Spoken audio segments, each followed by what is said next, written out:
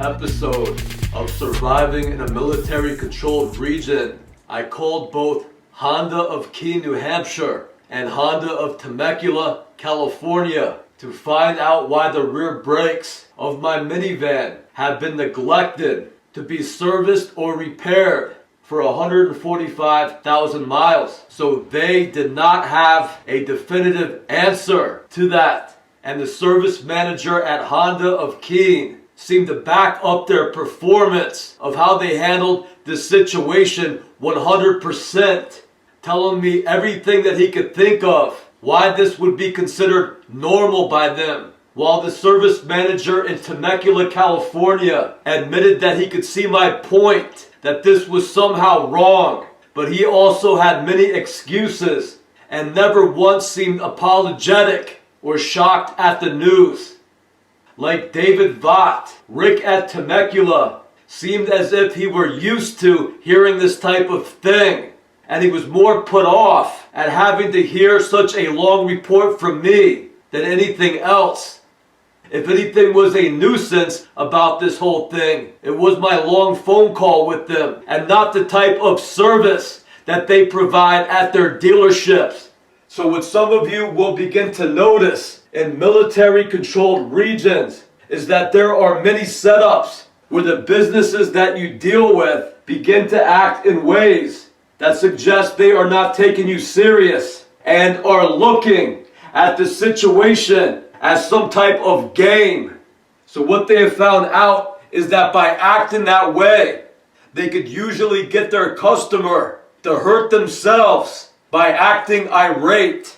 After being treated unfairly by the business or being ripped off, the customer will usually begin to yell or argue and lose their temper, and they will slam down the phone or storm out of the business, telling them that they're never going to go back there again.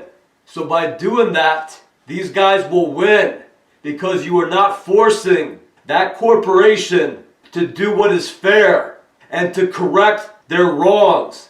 So the whole game, so most of their game is to try to get you to act irate and lose your temper so that you get confused and they get the upper hand.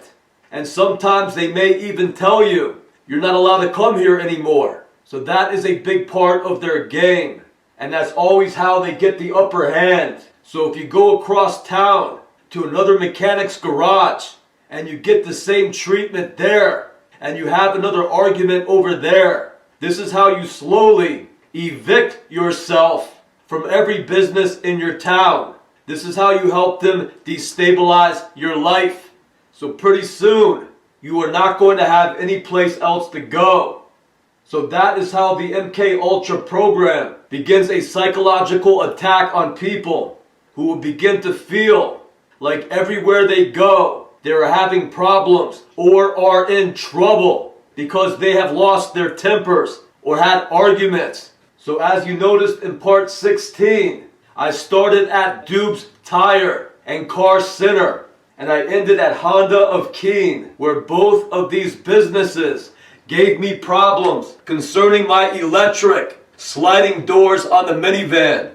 The owner of Dube's Tire said he had friends at Honda and he had to call them up so they could advise him about what to do to fix the doors that he seemed to break at his garage. So you could bet that all the people employed in a military-controlled region not only know one another, but work together to manage that area for their own interests. And that is what is happening all over the nation through monopoly corporations. And the point to monopoly corporations is to eliminate all of their competition, to have complete control of the consumer who has no choice other than to deal with that monopoly corporation.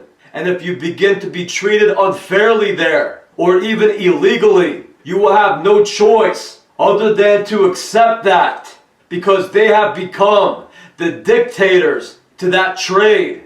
With all their competition gone, there is nowhere left to go but them. So they could treat you any way they like. And that is what is happening all across America. So all the giant corporations have been merged with the US military. This is very prevalent in the oil business, starting in the Middle East. And it is very prevalent in the media, which the US military must completely control so that the people of America only get the military's opinion on everything. And they will not catch word of the rampant corruption and illegal activity happening all across the nation. And to best ensure that the public believes it, the military will employ a wide range of professional actors who will play many roles in politics and the media to help convince the American public of the military's position. These actors will also be used in roles targeting the American people. That is a huge part of the MK Ultra program, which is to surround the targets of the US military with the majority of military personnel, of undercover military personnel, who will all engage the targets with psychological warfare tactics. And they do this while they attempt to destabilize their lives and kill them. And this is how the US military plans to take over the entire middle class as it changes our country into a military dictatorship. So I grew up in White Plains, New York. And when I was 12 years old, my parents were divorced. And I moved up to Connecticut with my mom.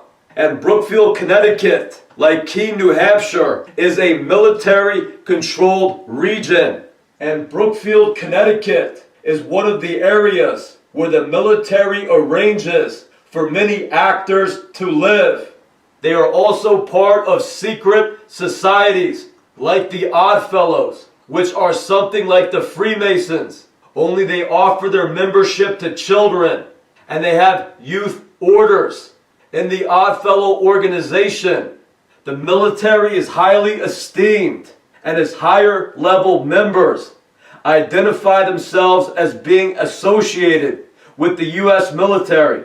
So when these junior Oddfellows become 18 years of age, I would bet they would all go run off to join the military, to be like the higher ups in the Oddfellows. I managed to find a newsletter on the internet, an Oddfellows newsletter, and the whole thing was geared for the military. So the Oddfellows have a female branch of the Oddfellows. They have branches for children. So this seems like an organization that the military will use in these military-controlled regions to indoctrinate all the young people into their way of thinking. So in 1988, my mother, my younger brother, and I moved to Brookfield, Connecticut. After my parents got divorced, we moved in with my stepfather. He had a summer home in Brookfield. So I started going to school in the 8th grade. And right from the start, I was treated like an outsider. I remember all the kids from Brookfield all acted very elitist and extremely rude. They all made no attempt to hide that they did not like me. It was very obvious. So I told my mother about it, and she said it was probably because they were from wealthy families, so they acted differently up here than they did in White Plains, New York, where we were from. So I remember disliking a lot of the kids from Brookfield for the first couple of years that I moved there, and I mainly kept to myself. So just recently, in the year 2021, I began to realize that many of the kids that I knew from Brookfield had gone on to become actors and media personalities. And as I said before, the media is basically the way the military takes over society and maintains control. So a huge part of the US military's power and influence is in the media, whether it be politics, the news, or Hollywood. So those will be the jobs that they reserve for their top people. They only want their top people in the spotlight. They don't want any regular people, any up-and-comers getting into the spotlight. They only want those that have been indoctrinated into their way of thinking and have been controlled from a young age to always do what this group wants. So as the military takes more control of society by bankrupting private businesses and favoring giant corporations, there will be less independent people in the economy and in the establishment. It will only be members of their secret society. It will only be their members that the military will choose to promote. So as long as they are controlling all of these people that they put into the public eye, they are going to prefer them to be actors, professional actors, to really get their message across and to fool everybody in the American public. So they are going to employ professional actors to act as corporate heads, to act as politicians, to act as different spokespeople on the news, different experts on the news, or just anyone being interviewed on the street. Everybody you see on TV is something like a professional actor who's been indoctrinated into their system. So in reality, politics and all of the major corporations are controlled by the English military and think tanks, groups of people who do all the thinking and then tell these actors what to say. So if you get some big executive on the TV, that's not a real executive. That is just an actor repeating what he's told to say by these military think tanks. So oftentimes, these people on the news are famous actors. They're Hollywood actors that you do not recognize because they have disguises on. The makeup studios have changed their looks so that you do not recognize them. And then these actors will play many different roles on the TV, on the news, and in politics, and the public will never recognize them from being in Hollywood. And all of this starts when they are young, often as child actors who have been used in the MK Ultra program and indoctrinated through the secret societies and then in the military. And they want their people to only be around other insiders. And this normalizes their lifestyle by limiting their contact with real people. And it makes what they're doing all the more normal to them. And part of what they are taught to do is to hate the American public, to hate the American middle class, to hate any outsiders who are not part of them, because they know that ultimately those are the targets of the military. So these secret societies will most often either surround a target with their people, or they will arrange to have their target brought into their area. And they usually do this by offering them a better job, and often through divorce. So the military's secret society, their process is to then pick on the outsider, to alienate them, and then use their tactics, their psychological warfare tactics, to create problems in their life. And that usually results in tragedy or death. So this creates a bond of sadism within the inner group, who are taught to regard regular Americans as something that is below them and not deserving of any constitutional or human rights. They feel that their military rule supersedes any of that. And if these people have been labeled a target by the military, these insiders look forward to doing anything they can to carry out their demise. And this becomes their entertainment and reason for living. So the military uses this type of mindset within their people to take over society, to take over American society. Their people, who are all indoctrinated into this way of thinking, will all work to attack the middle class by taking over private businesses and private property, while attacking American families and American citizens. And this will ultimately take out the middle class and bankrupt America. So as some of you may have heard, there is nobody more shallow than professional actors. There's nobody more fake and shallow than professional actors. And this is what the military desires in their people as they collectively destroy America. So this incident involving the Honda Corporation is no different. In fact, I recognized many of the people working at Honda as guys who lived in Brookfield, Connecticut. The service manager at Honda, David Vaught, is the professional actor who is known as Josh Hartnett.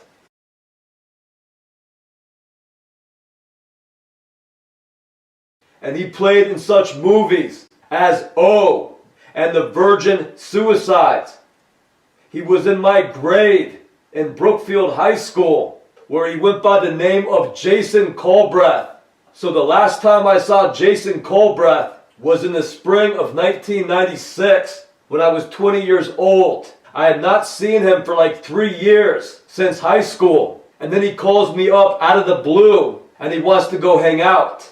So I met him at his house and I noticed that Jason had become very tall. He was well over 6 feet tall. I was about 6 feet tall and he was about 3 or 4 inches taller than I was. And he had the same exact build as David Vaught at Honda. So this is a photograph of Jason Colbreth back in high school. I would guess he was in the 10th or 11th grade when this photograph was taken. So this kid went on to be Josh Hartnett in Hollywood. So according to the internet, in December of 2021, Josh Hartnett is 6 foot 3 inches tall. So when Josh Hartnett acts as David Vaught, they've applied some sort of silicone makeup to his face, especially around his eyes, so that you cannot identify him. And what I have noticed is that these actors are very good at disguising their voices. And a lot of this is done through the MK Ultra program. They could use their radio frequency energy system to put pressure on different parts of the person's throat and their voice box and change the way they speak. So these actors become very good at disguising their voice, at disguising the way they speak so that they will not be recognized.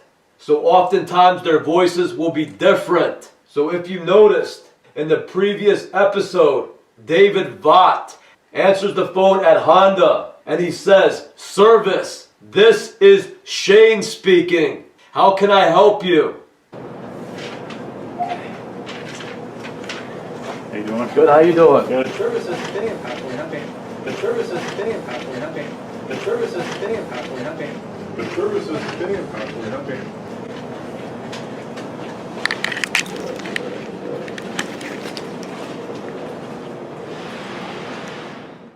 So David Vaught obviously forgot his name and identified himself as Shane.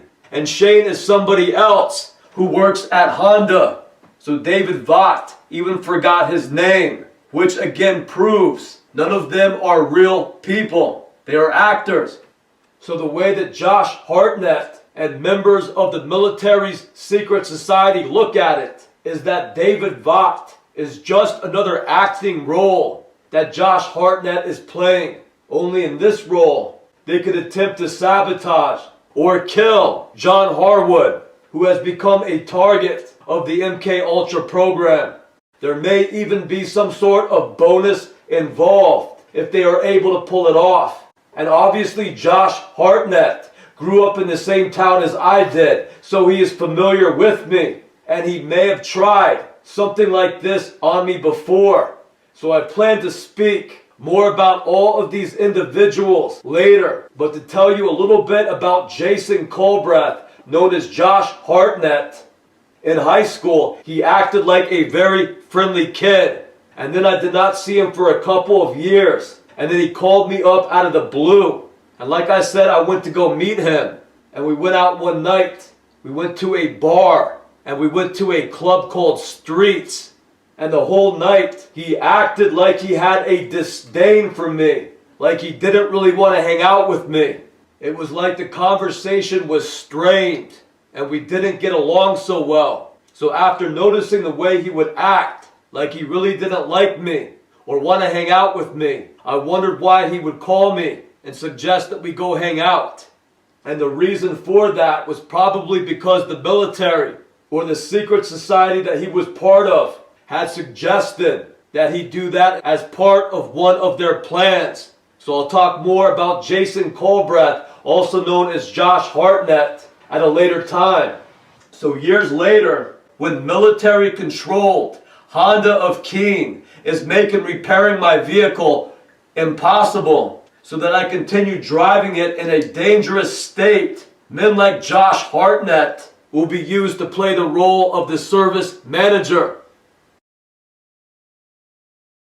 Next, Jeremy Brown is another service advisor employed at Honda, who I asked specifically to go over every part of the car to make sure it was safe, because I was about to take an upcoming road trip with my family and I wanted to make sure everything was safe and nothing was about to break down. I brought it into Honda just for that, just to get inspected for anything that might go wrong with it. So we found that I needed to replace a light bulb, and I needed new brake fluid, and I needed a power steering pump. However, he did not mention anything about the brakes themselves, which ended up seizing just 6,000 miles later.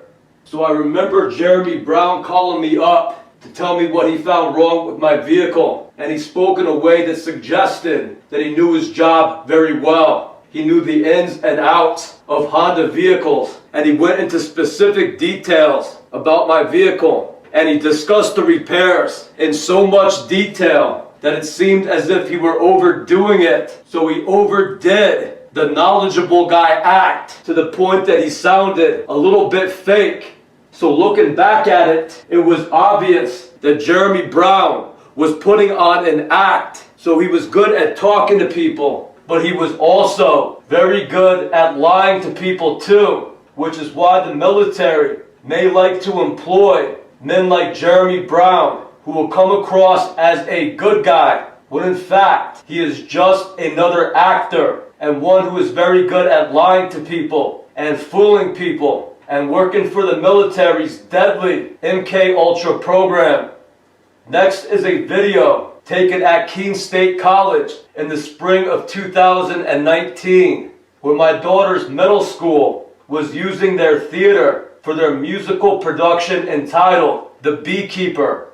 So outside the theater, I had my camera running, and this individual, who appeared to be a woman wearing a red dress, walked in and out of the camera's view. So on closer look, this appears to be Jeremy Brown, now dressed like a woman. So at this time, Jeremy Brown was not only working for Honda, where he neglects to repair my car correctly, but he is apparently also dressing up in a disguise as a woman and appearing at the Beekeeper theatrical presentation.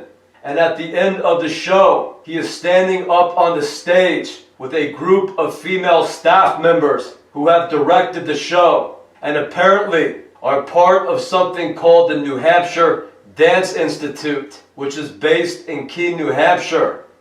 So I think that it is a little disturbing that Jeremy Brown would work at Honda and be part of the group that would go out of their way to neglect the repair of my car so that it remained in a dangerous state, and then dress up as a woman and work in a theatrical presentation that my 12-year-old daughter was in.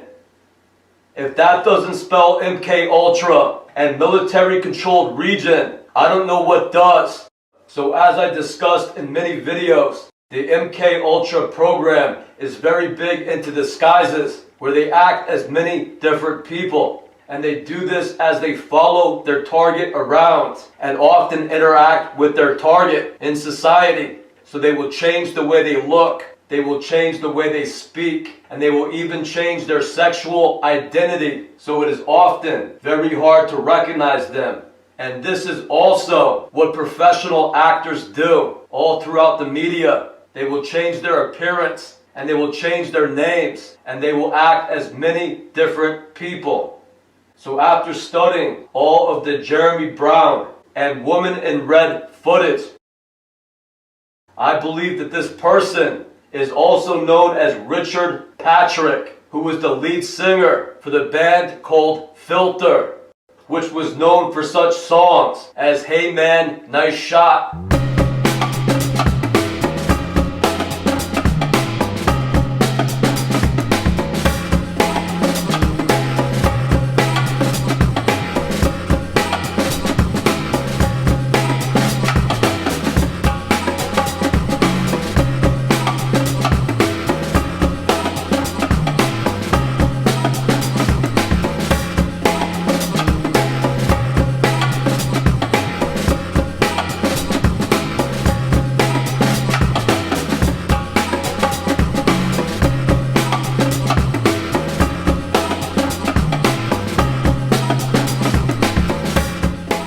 So realizing that Jeremy Brown was Richard Patrick, I was able to see more footage of this man as Richard Patrick, and I recognized him from Brookfield High School in Connecticut as a guy named Darren Labonte, who was in the graduating class of 1992.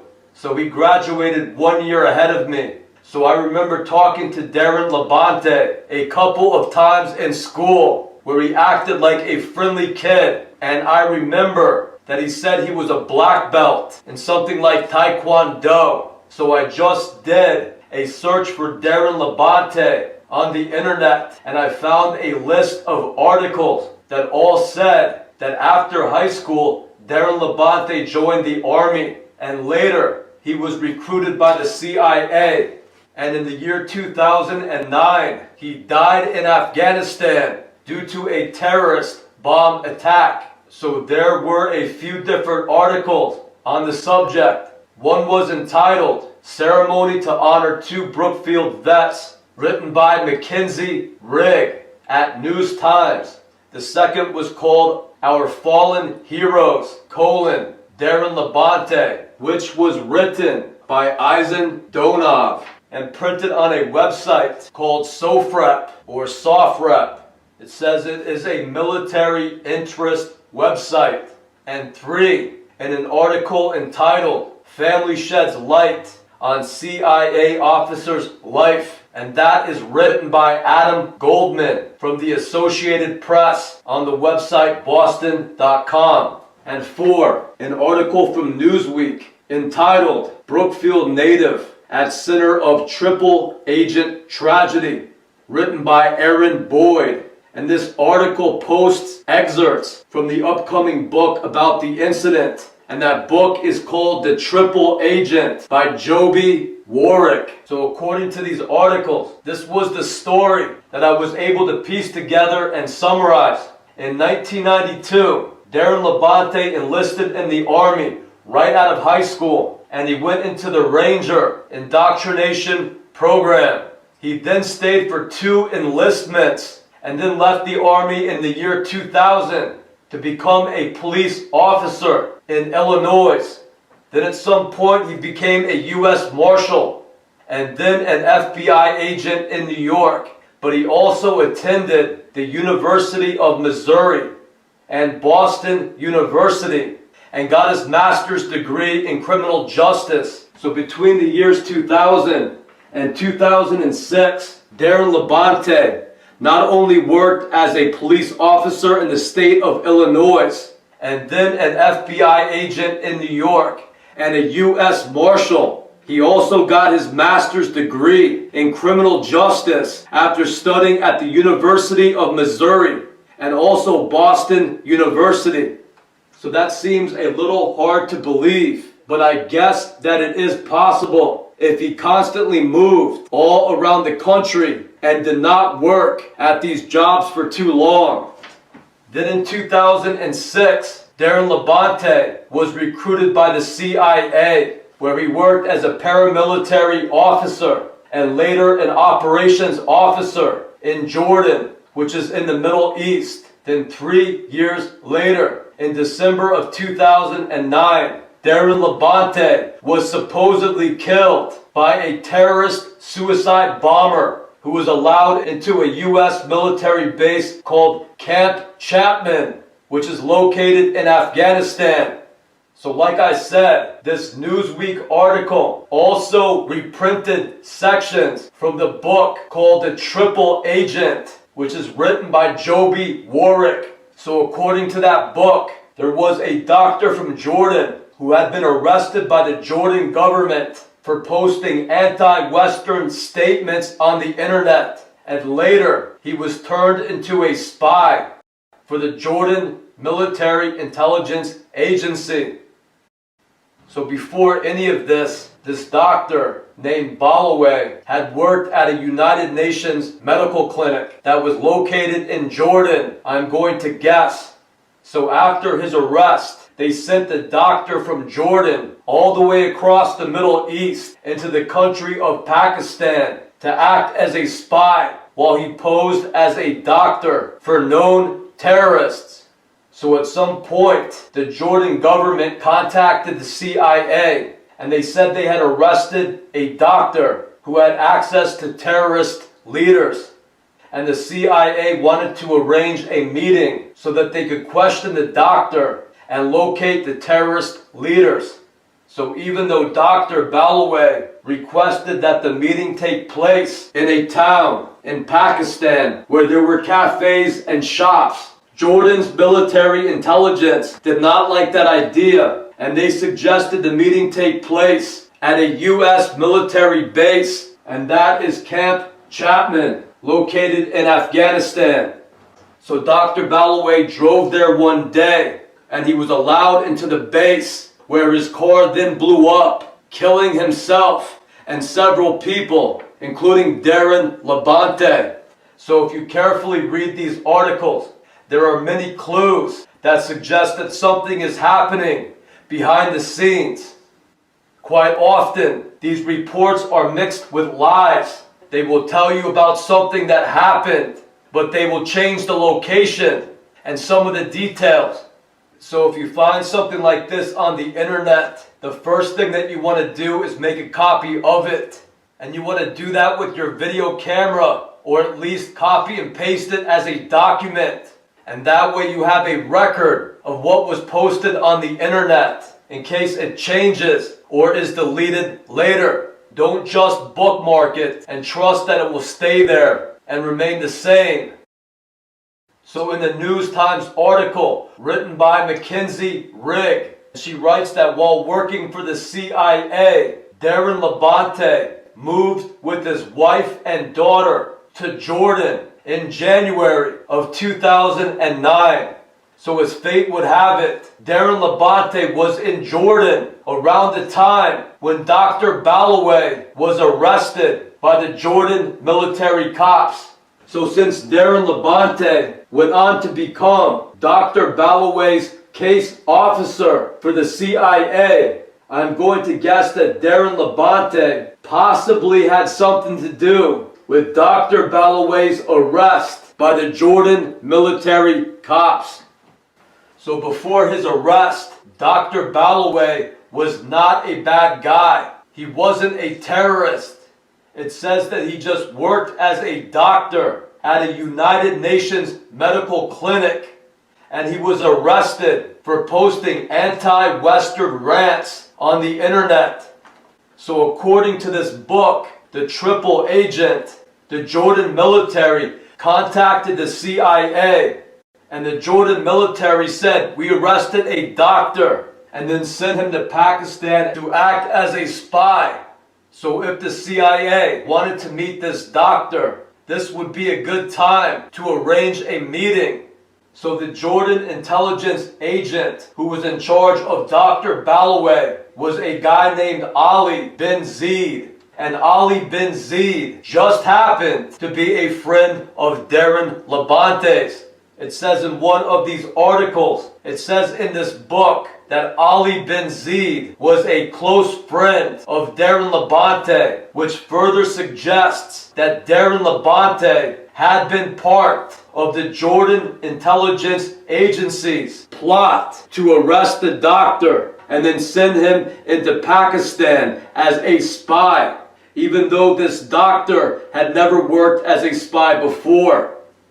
So it says that right before the meeting, Jordan's intelligence agent, Ali bin Zeid, met Darren Labonte at Darren Labante's apartment in Jordan, I guess. The excerpts aren't too specific, but they say both men's wives were there at Darren Labante's apartment. It sounds like they're all friends. So Darren Labonte, his wife, are having coffee with Ali bin Zeid and Ali bin Zeid's wife out on the balcony as they're discussing their upcoming plans.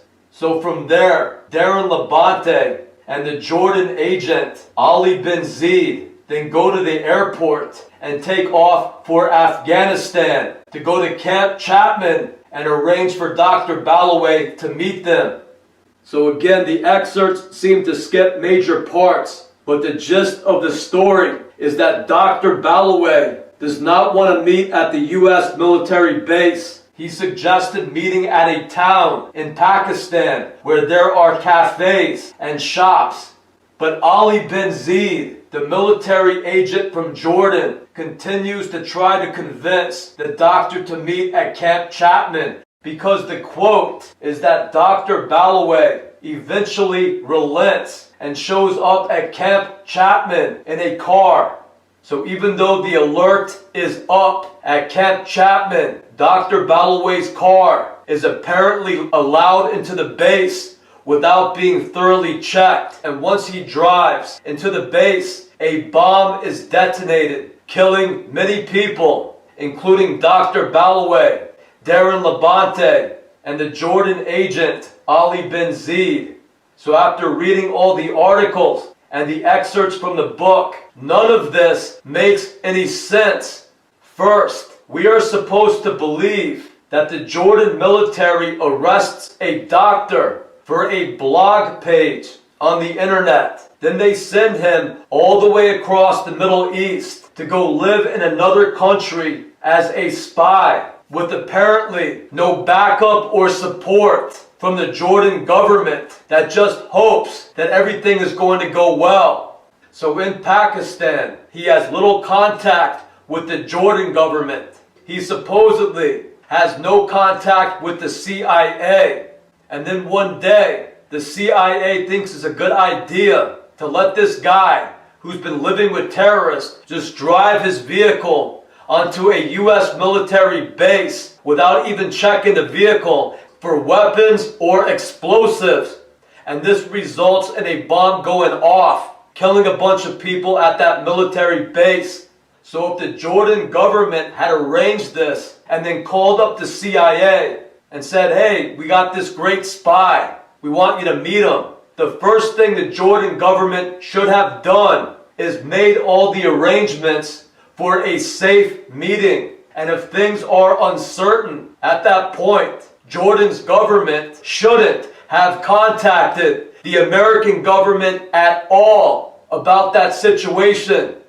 And the second major point is this: if the Jordan government arrested a doctor and then thought it was a good idea to send him into another country to act as a spy, first he would need financing from the Jordan government. He would need a place to stay in Pakistan. He would need a job in Pakistan, or all the necessary equipment to work as a doctor in Pakistan. He would need a passport or a Pakistani ID. He would need to know where to go to get close to these terrorist leaders. So he would need introductions. He would have to be told what to do, what to say. So this doctor would have to be in constant contact with the Jordan Intelligence Agency for planning, for support and advice. With that being said, Dr. Balloway should have been monitored by the Jordan military.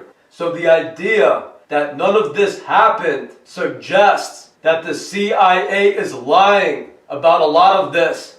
They're not telling you the whole story. So instead of handling this the right way, the Jordan government, working hand in hand with the CIA, set up a situation where a terrorist bomber was invited to a U.S. military base in Afghanistan, was not even checked outside the gate for weapons or explosives, and this resulted in the death of several U.S. military personnel. So this is the type of work that the CIA does in the Middle East. This is how the CIA sets up even their own people to get attacked and killed by their enemies in the Middle East. Looking at this as an outside party, I would blame the Jordan military by sending a doctor who was not even a real threat into another country with no training whatsoever to hang out with terrorists. And this resulted in him getting his car wired with explosives that kill a bunch of people at a military base. And I would blame the CIA directors and CIA agents like Darren Labonte for setting this meeting up that resulted in the death of U.S. military personnel at a U.S. military base. And according to the book, The Triple Agent, the national security team directing this operation consisted of Leon Panetta, who is the CIA director, General James Jones, who is the national security advisor, Dennis Blair, who is the director of national intelligence, and Rahm Emanuel, who is the White House chief of staff. So these are the men who are responsible for incidents like this happening all over the Middle East. And these CIA and military directors do this. They set their own people up to incite or prolong wars in the Middle East. So a lot of these attacks, these terrorist attacks in the Middle East on U.S. soldiers are overseen by agents like Darren Labonte and CIA directors like Leon Panetta and General James Jones and Dennis Blair. So since Darren Labonte was the CIA agent responsible for this case and was, quote, good friends with the Jordan military agent who arranged for Dr. Ballaway to first go hang out with terrorists and second, then show up to a U.S. military base with a bomb in his vehicle, I would say that both of those men were involved in a CIA attack against their own military base. And the grand finale is to learn that Darren Labonte is not only still alive and well, but he is still working for the CIA and is now located in Keene, New Hampshire, where he spies on me, John Harwood, who is a human rights activist, and he attempts to get me into a car accident by neglecting to repair my brakes. And not only that, but Darren Labonte is also employed as nothing less than a rock star for the band Filter. So this is the way the establishment rewards Army Rangers and CIA officers like Darren Labonte, who arranges to have their own bases attacked by terrorists. And then they lie about the whole thing and say Darren Labonte was the victim and he should be known as a hero, when all along he was one of the men who set this whole thing up and got other people killed that you're never going to hear about, that will never be honored as heroes, with the exception of the people who knew them personally, like their mom and dad, their brothers and sisters, their husbands or wives. Nobody's going to hear about the real people who died in these tragedies. The only people we're going to hear about are these scumbags like Darren Labonte, who's off to kill American citizens and human rights activists next. So all of this should summarize what your CIA is up to concerning the war effort in foreign countries and their illegal spy work on American citizens and these agents' day jobs as they work as actors and rock stars, because it's nothing but a big gay party for these higher ups and CIA agents that are controlling the U.S. military, while the rest of us are victimized by them as soldiers blown up in CIA-controlled bomb attacks or as civilians killed in car accidents. Glad you made it here. Because you had no brakes. I'm so glad you had that bottle too. Glad you made it here. Because you had no brakes. I'm so glad you had that bottle too. Because even me just moving it up. What's up, Jeremy?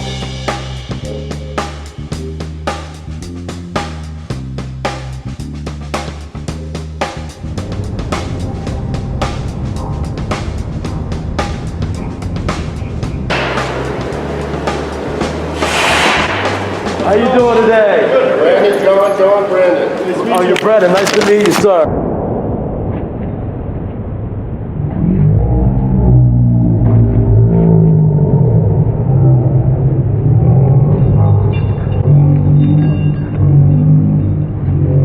So next is this man, identified as Shane Robinson, and he is another employee at Honda of Keene that you could hear extensively on the previous episode of Surviving in a Military Controlled Region.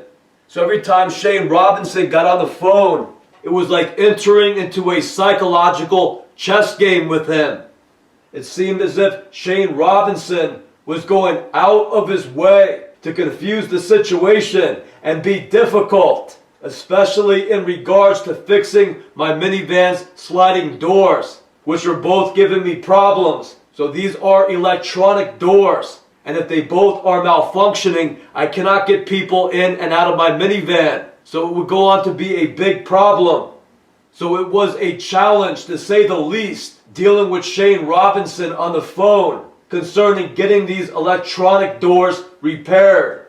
It was like a game to him. He seemed to be getting a kick out of being a wise guy and not repairing the sliding doors. So I know that it is hard to see while they're wearing their COVID masks. But I was at the Honda dealership several times and I witnessed all of these individuals without their masks on.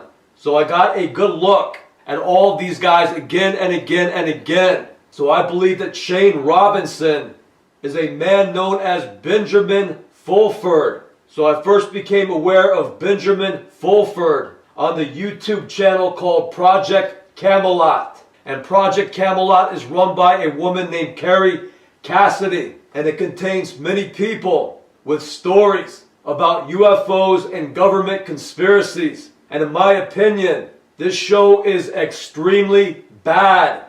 It is an obvious disinformation platform run by the Central Intelligence Agency. And Carrie Cassidy, her co-host named Bill Ryan, and all the people she interviews are all agents of the MK Ultra program.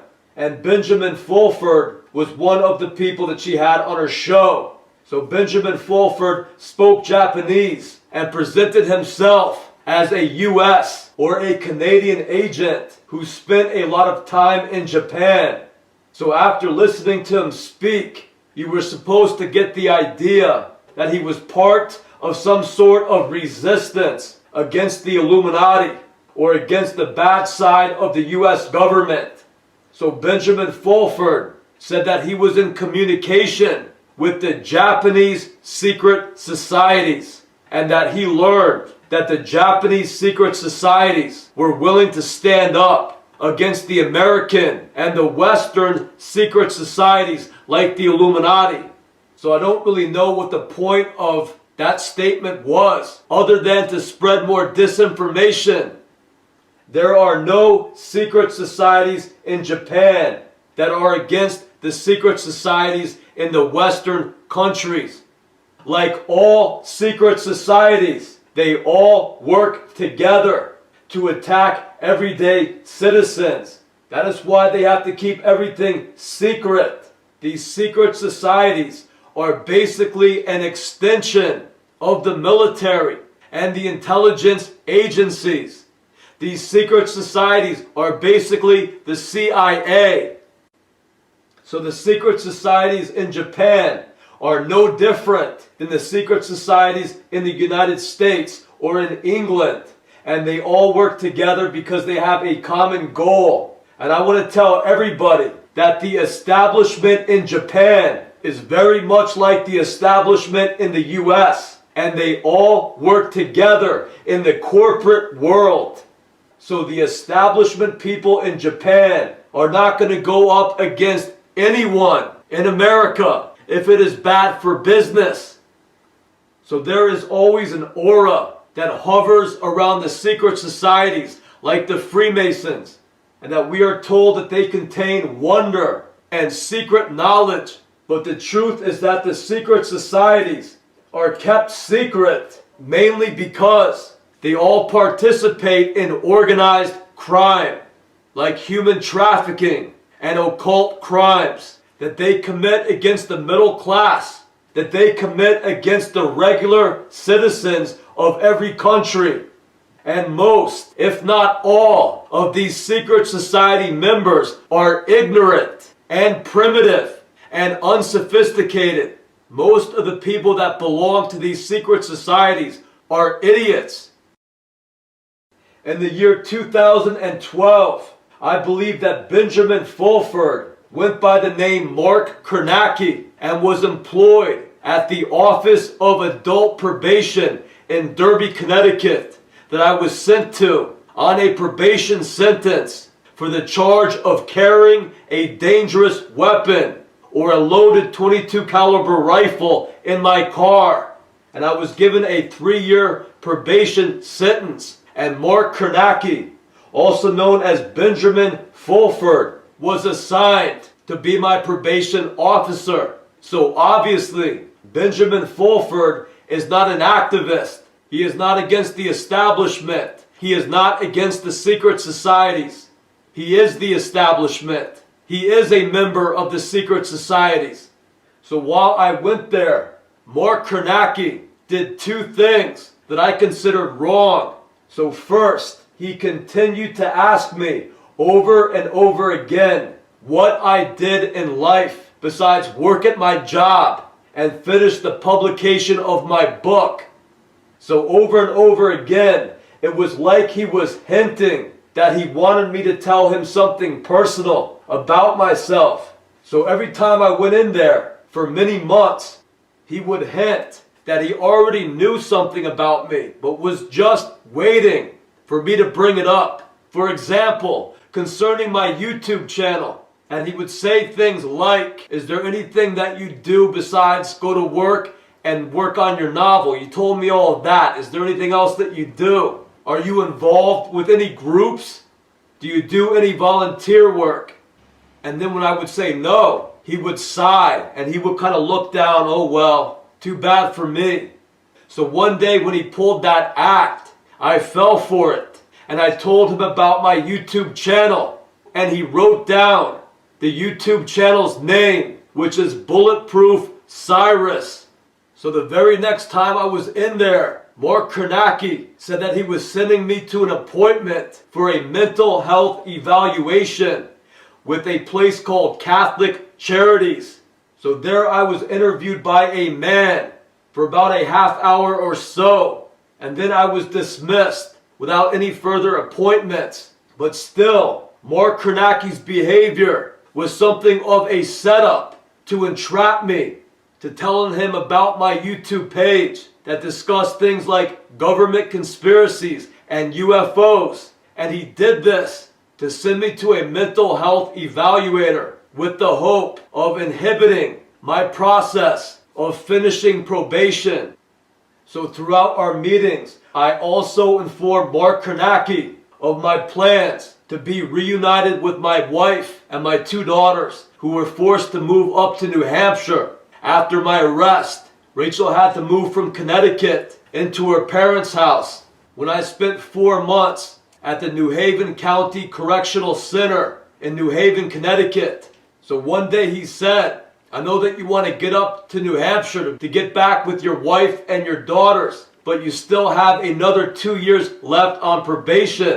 So have you ever thought of applying for a transfer?"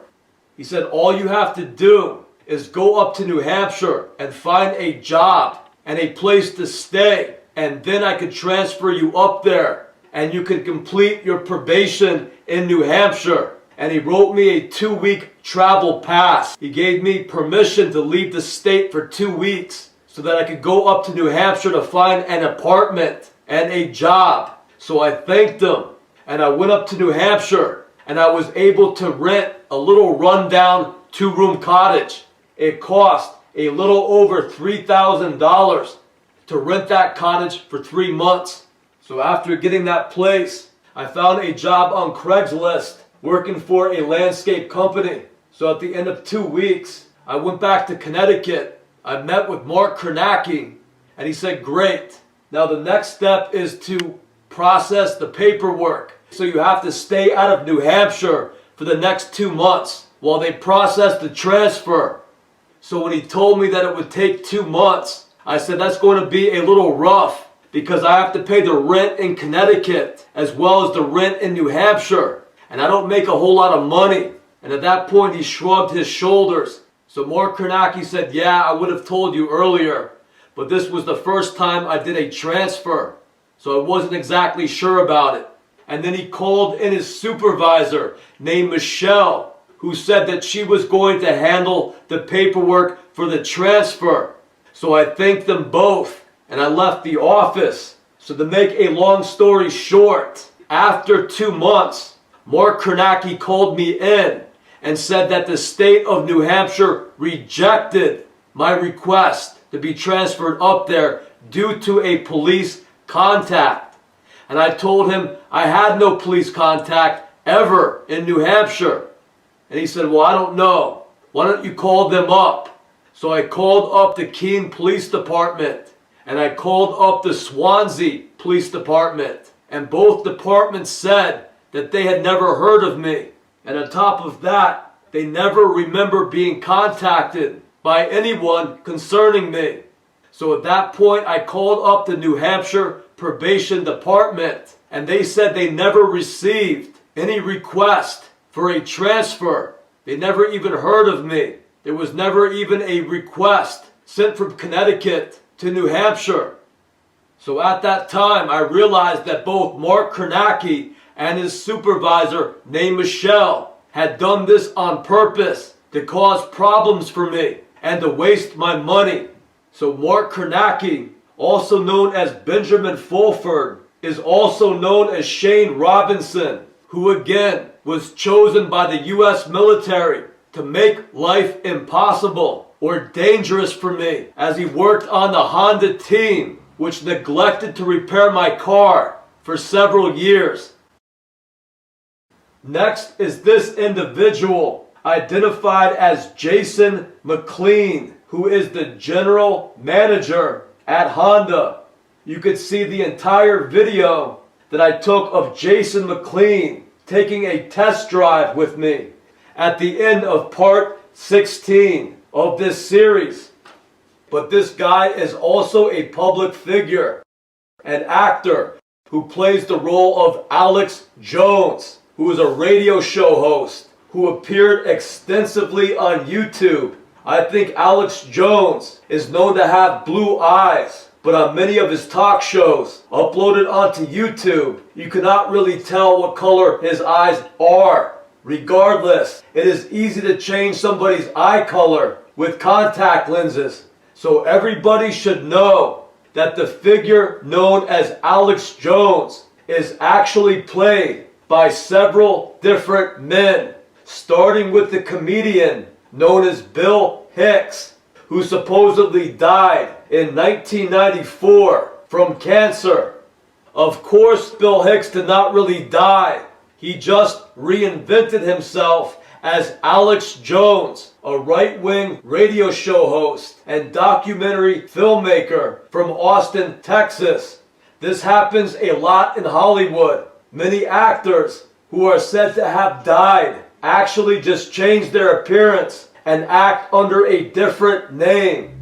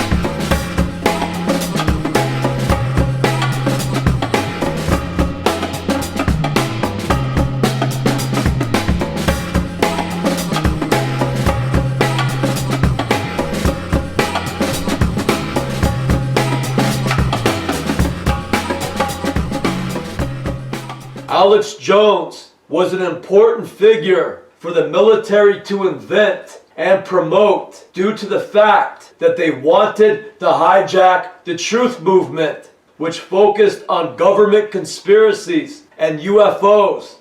And a major leader of the truth movement was William Cooper, who the government wanted to eclipse. So I first became aware of Alex Jones around 2006 when I got a new computer and got back on the internet. At that time, YouTube was gaining popularity and Alex Jones was all over YouTube.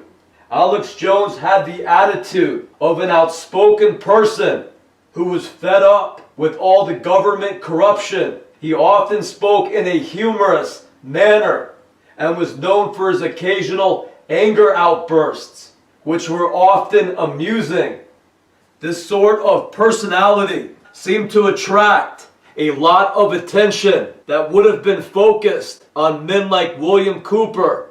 Even though William Cooper's lectures and William Cooper's radio shows were put on YouTube, I was often distracted by guys like Alex Jones, who was a professional showman and not a real activist or researcher.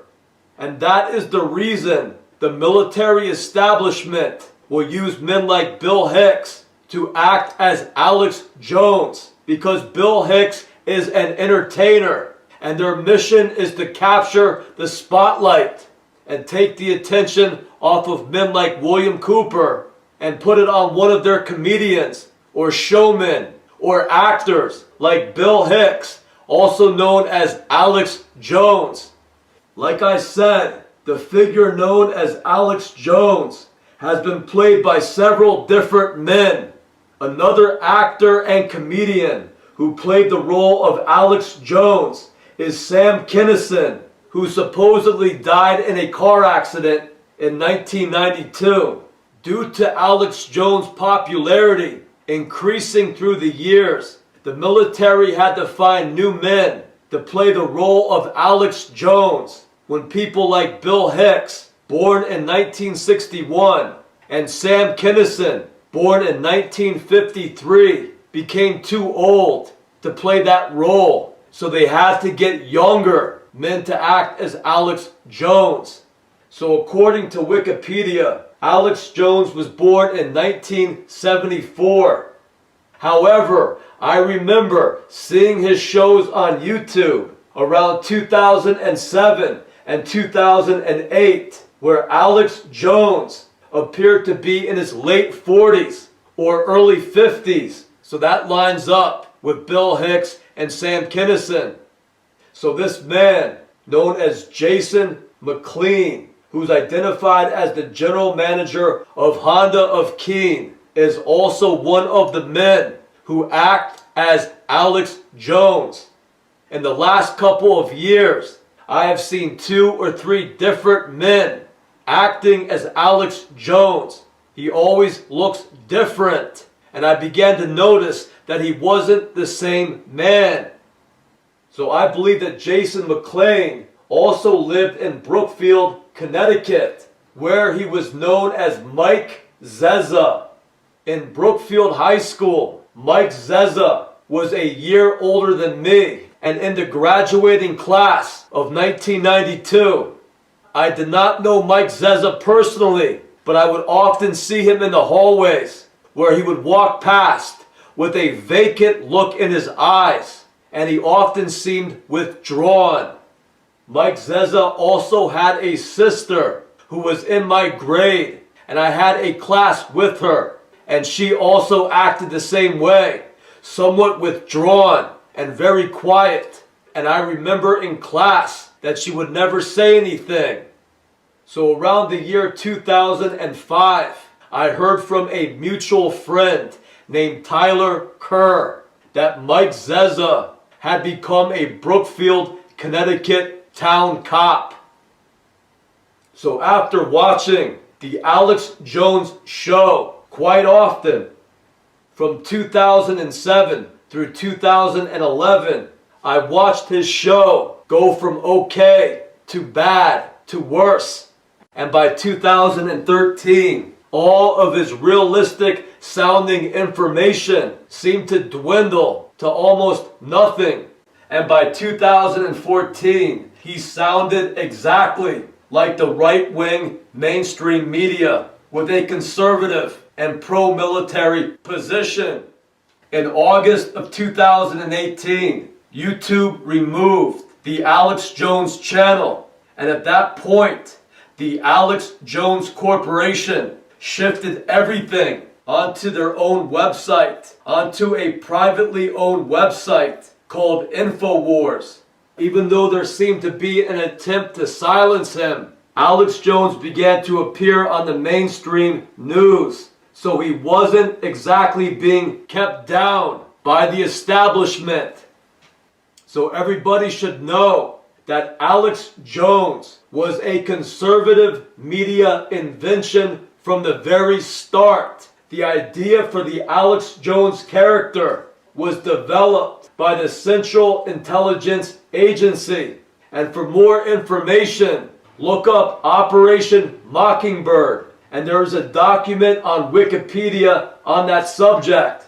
So from 2007 through 2011, I would watch Alex Jones quite often.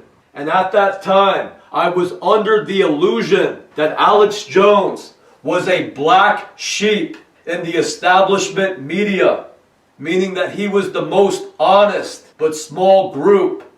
I thought he would be somebody that the establishment media may consider an outsider.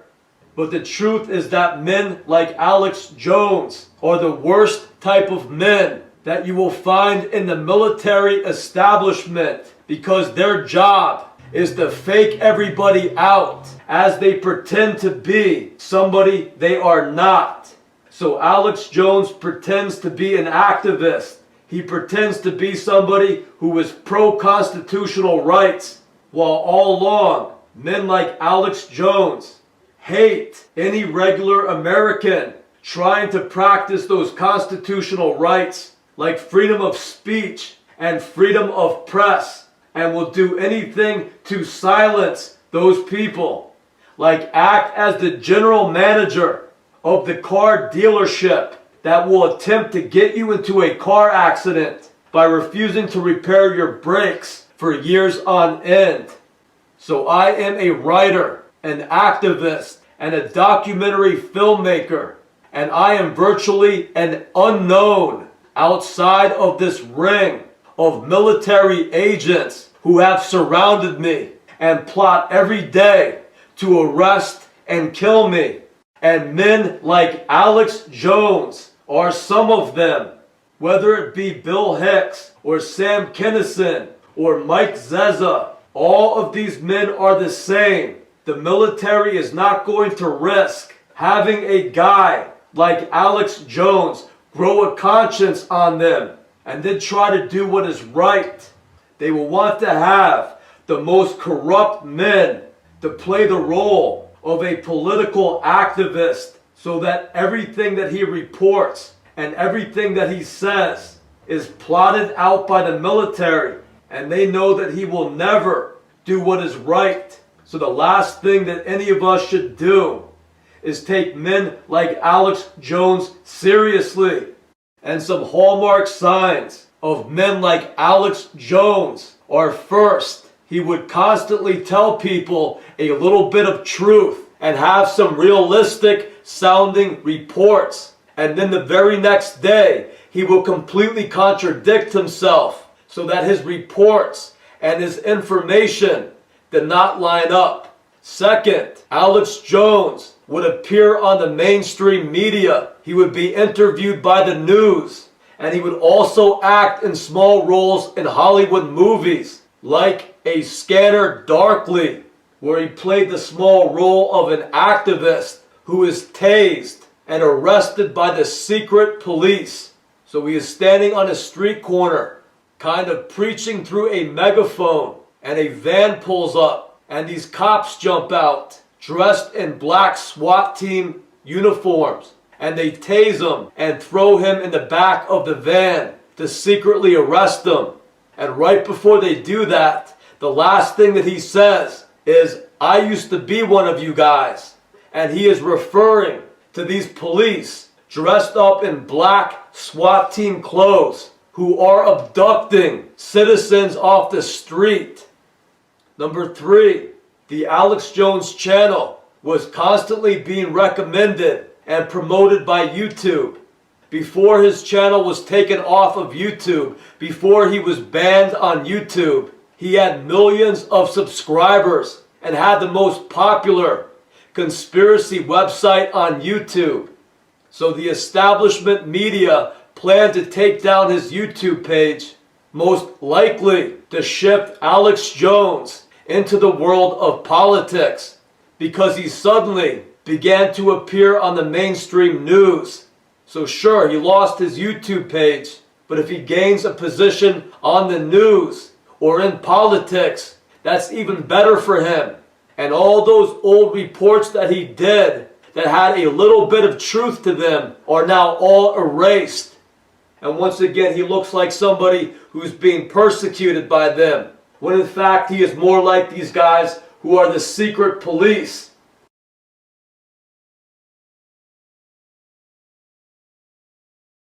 So I do not know the name of this next individual at Honda of Keene because he is not identified on their website. However, he said he is Jim McLean's boss. So I recognize this individual standing at the desk at Honda's showroom floor as a guy named Brian Burks. And Brian Burks is also from the Brookfield, Connecticut area. In fact, he lived just across the border in the town of New Milford, Connecticut. So Brian Burks is also an actor, and he is known as Andrew McCarthy, who appeared in such movies as Less Than Zero and St. Elmo's Fire. So Andrew McCarthy, also known as Brian Burks, was the older brother of a kid I used to hang out with named Jeff Burks. They lived right down the street from me, across the border in New Milford. Both Jeff and Brian Burks were actors and most likely military personnel or secret society members who worked with the MK Ultra program. The last man I want to discuss is identified as the owner of the Honda dealership in Keene, New Hampshire, named Bill Fenton. I never saw this individual in person at Honda, but in this photograph, Bill Fenton appears to be a person that also used to go to Brookfield High School named Sean Thomas. And here is a photograph of Sean Thomas taken around 1990. So Sean Thomas was in my grade, but he seemed a lot older. So I later discovered that he was an actor known as David Greene, who appeared on the cable access TV show entitled Beyond Vaudeville, which later became known as Oddville on MTV. So I don't know David Greene's date of birth, but it appears that he was in his 20s, possibly in his mid-20s, when he was a freshman at Brookfield High School and was in the same classes as I was. So due to that, we became friends and we hung out a couple of times after school. So realizing now that he was way too old to be in high school, I believe that the military establishment often does this for criminal purposes involving child abuse and child endangerment. The military knows in these military-controlled regions, if they want to attack the parents, all they have to do is attack their children. And they do that by taking adults and sending them to school so they can become friends with your children. And then they could get your kids in trouble. They could hurt your kids. Your kids could wind up missing because your 14 or 15-year-old son or daughter is hanging out with a 25-year-old freak from some military secret society. And this is all arranged through these military-controlled regions where they take control of the schools They take control of all the businesses. They take control of the police. They take control of the whole area. And their target is you, the American citizen. So again, I will have a more in-depth report about these individuals, but I just wanted to identify them and give you some information because these are some of the secret society members who apparently followed me from Connecticut to New Hampshire, and they all work at one of the corporations that gave me the most problems. And that should not be a surprise because they were put in charge of repairing my car, which they neglected to do. So these are the type of people that they find in the military and in the secret society network, like the Oddfellows and the Freemasons, who the military choose to support to become public figures. These type of people are chosen by the military because they seem to enjoy causing tragedies in people's lives in any way that they can. And all of these people get off on it. They love it. They seem to consider it an art form and a psychological game against the people they are targeting, which are the citizens. So I have a series of investigations on my channel where I found areas that had burnt trees and other signs that occult torture and murder and crimes are taking place in those areas. So when I found this out, my first impression is that there is a band of wild cannibals out in the woods taking part in this. I didn't know what happened to these people in order to get them to do terrible things like that. But I guess it must have been pretty terrible to change them into something like wild beasts who could do things like this. They must have had it pretty bad in order to get to the mental state that they do things like this. But the truth that I'm finding out is that most of these people are rich people who had it the best in life. These occult crimes are being perpetuated by rich people, and they are the ones who are behind all this occult murder and occult crimes. When you hear reports from people who report that occult abuse and occult murder is taking place, you always hear the victims and the witnesses naming the most well-known politicians and actors and professional athletes. We also hear that there is always mind control programming that goes along with these groups that are involved in these occult crimes. So we guess that they too have undergone torture and abuse to get them to behave like that. But that is another falsehood. The worst torture through the MK Ultra program is always reserved for the targets of the MK Ultra program, who these rich and elite scumbags have chosen to attack and kill for their amusement. What makes elite scumbags is that they do not have to undergo too much torture and programming for them to accept this lifestyle where they consider themselves better than everybody else, who can then be raped and abused and killed for their amusement. When I began to figure out who some of these people were, kids who I grew up with and then went on to become famous actors, I remember they always acted happy. They all had huge egos. They never acted like anything was wrong. They all acted like they had it pretty good. The only time they seemed to get upset was when they were not getting their way.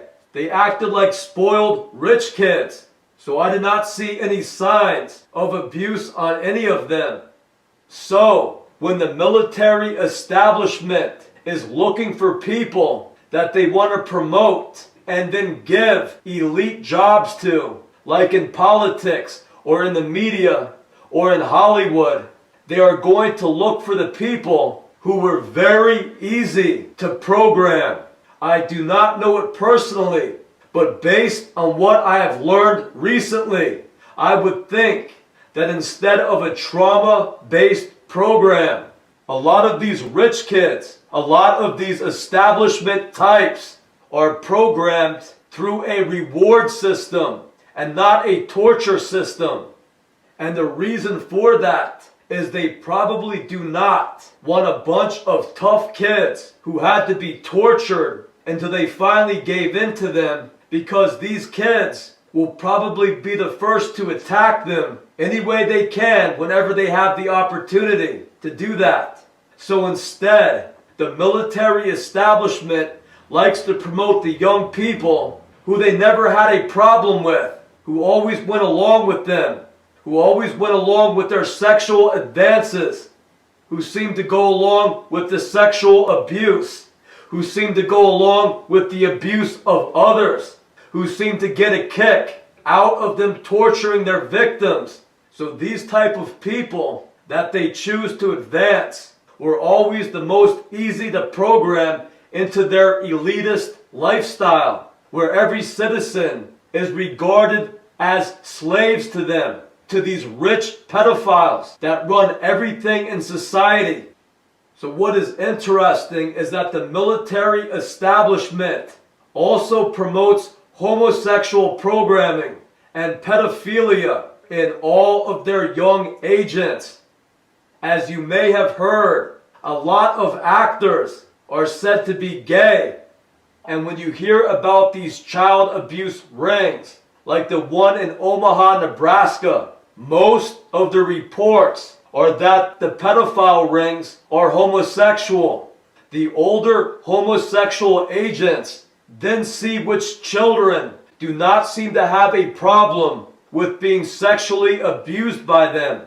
So when you discover who is doing these crimes to Americans, it's not going to be some pack of monsters forsaken by the government after being tortured in the military and turned into cannibals. It's going to be a pack of millionaires who live in mansions and make their living acting in Hollywood movies, or acting as politicians, or appearing on TV for all of America to idolize. And every aspect of their lives is centered around feeding off of others.